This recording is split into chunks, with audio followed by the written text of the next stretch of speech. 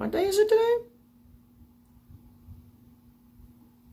Ah, November 6th. The day Eternals was originally supposed to come out.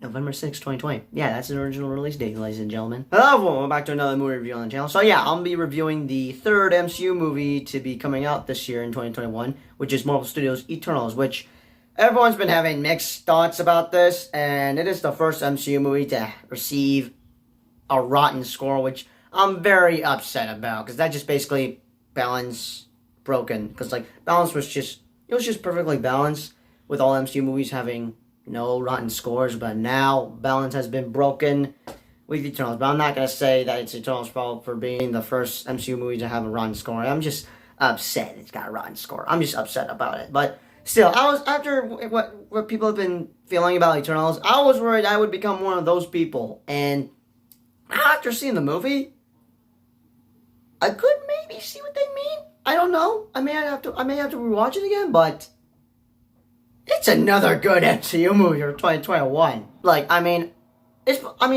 first I probably thought maybe it was like 25% a beautiful MCU movie and 75% an awesome MCU movie, when I had thought it'd be 25% an awesome MCU movie, but 75% a beautiful MCU movie. But, I thought of that first and all that, but no, it's beautiful, awesome, but mostly insane. This is honestly one of the most insane MCU movies I've ever seen, especially since it takes place after Avengers Endgame. So, yeah, this movie's complete bonkers. Anyway, so let's get down to my thoughts on the movie that are spoiler-free, of course. I will be doing a spoiler review tomorrow, possibly.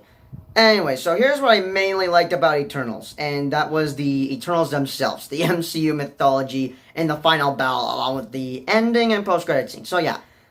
So the things I was invested with this movie was mainly the MCU mythology. I guess I am now starting to have a thing with mythology, but like with the MCU mythology, like I just can't stop thinking about it. Honestly, it's just insane. It's mythology. It's just truly insane, but pretty freaking awesome. And the Eternals, like I don't know which one's my most favorite characters. I mean, I love all of them, but like dang, I pretty much have grown attached to these characters. So yeah, one of the reasons I like all 10 members of the Eternals was because of their powers. Their powers were one of the best part about them, and they work together well as a team.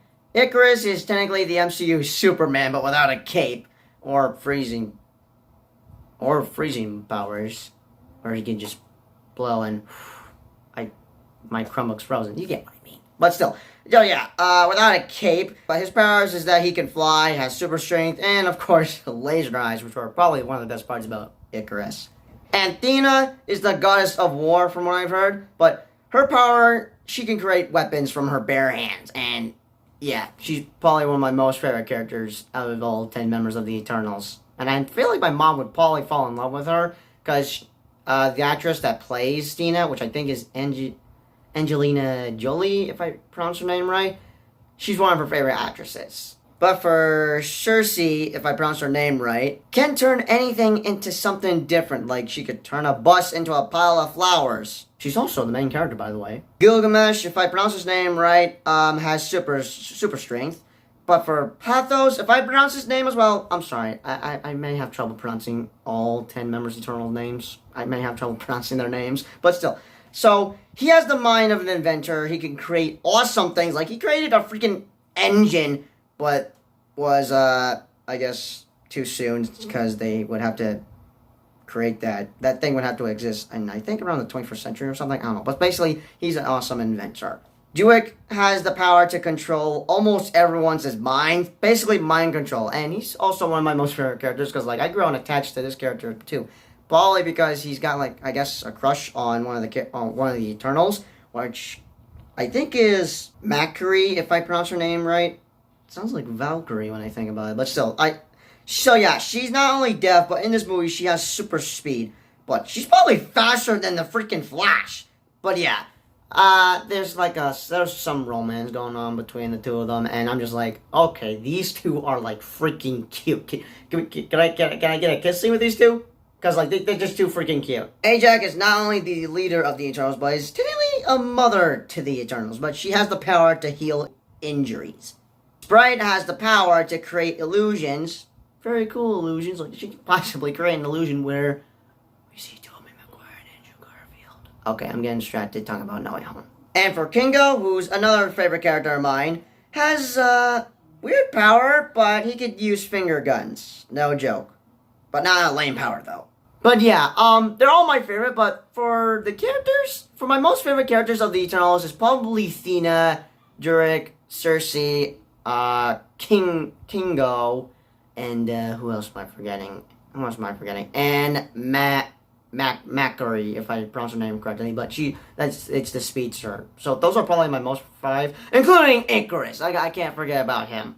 Okay, they're all my favorite. I have trouble picking who's my most favorite, but I'll just probably pick one, my most favorite, and that would be Thena. But I'll get to a ranking for ranking all 10 Eternal members by the end of this review. Anyways, another thing I liked about Eternals is the Deviants, which are the failed experiments from what I've heard. Now, I was looking forward to see what these things could do in action, but their designs are so cool looking. They are pretty terrifying, which they happen to be so scary looking because they eat humans. No joke. I'm not kidding. There's a jump scare where one of them eats a human being, and I'm just like, oh my god!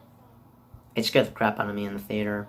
But I do like the Deviants in this movie, mainly for the design on them and how they are scary looking, but they're one of the best parts about the movie. But another thing I like about the Eternals, besides their powers, is how they interact with each other, along with their suits, because their costume designs, I'm just completely in love with the details on these suits. I'm now kind of wishing I made a custom suit for Eternals. But yeah, I love their costume designs on all 10 members of the Eternals. But yeah, I honestly don't know if I have any negatives for this movie. I could have a few nitpicks. Like, I'll admit, I was getting a little bit bored in not almost the entire movie, but there's some boring parts in there.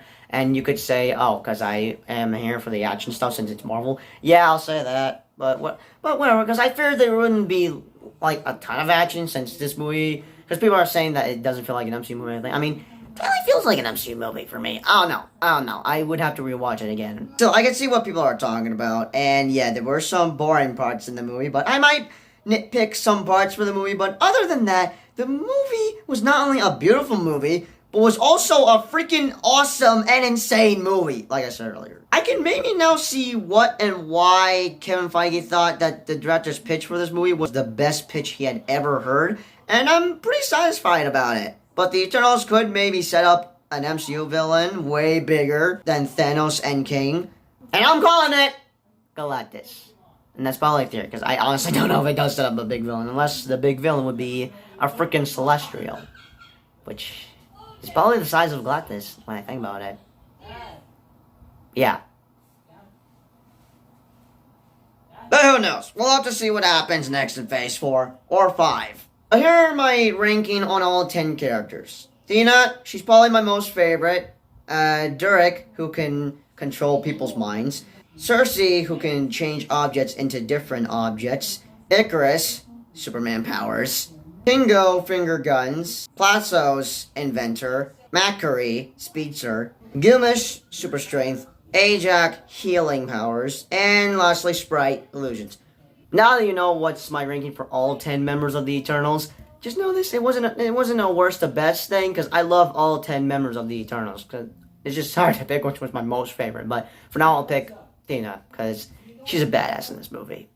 But yeah, I'm just kind of upset that Eternals is the first movie to have a rotten score, but I'm gonna have to live with it, because, hey, it could possibly happen again with another movie. MCU movie, I mean. But yeah, people are probably not gonna want a sequel, but I honestly would like to have a sequel, because I could see what crazy ending Soups was talking about, because it's just... it's mind-blowing. So what are the post-credit scenes? Anyways, let's get down to business. So, action I'll give 4 stars, 80%. The action's pretty good in here. I mainly, what's best about the action was the details of the Eternals' powers, like with the gold lines and everything, like just, I just can't get over it. They're too freaking awesome. Comedy, I'll give it 4.5 stars, 70%. There were some funny moments in this movie, mainly coming from Kingo and his butler, who's technically basically the MCU's Alfred. Is Marvel trying to copy DC right now or something? I don't know. Drama, I'll give it 4.5 stars, 70%. I mean, I have trouble understanding what people were talking about. Like someone said that this movie could have been split into two parts because like they're trying to fit part one and part two into one movie. So I have trouble understanding what they're talking about. But I thought the movie was good. I mainly liked the plot about what the Eternals were trying to do, how to save the planet from spoiler alert, which I'm not gonna say. And for horror, I'll give it 1 star, 20%. Now, there's not like scary moments here, except there is a jump scare, but the reason for that is because the deviants are actually pretty terrifying looking. And they also eat people. Suspense, I'll give it 5.5 stars, 90%, because like, I'm just rooting for all 10 characters, and just, like, I'm like thinking they're all gonna make it through the end, but you're probably gonna want to rethink your thoughts about all 10 members of the Eternals surviving or dying. But yeah, I'll give the movie 5 stars, 100%. For casual fans, I'll give it a B-. Cinephiles, an A+.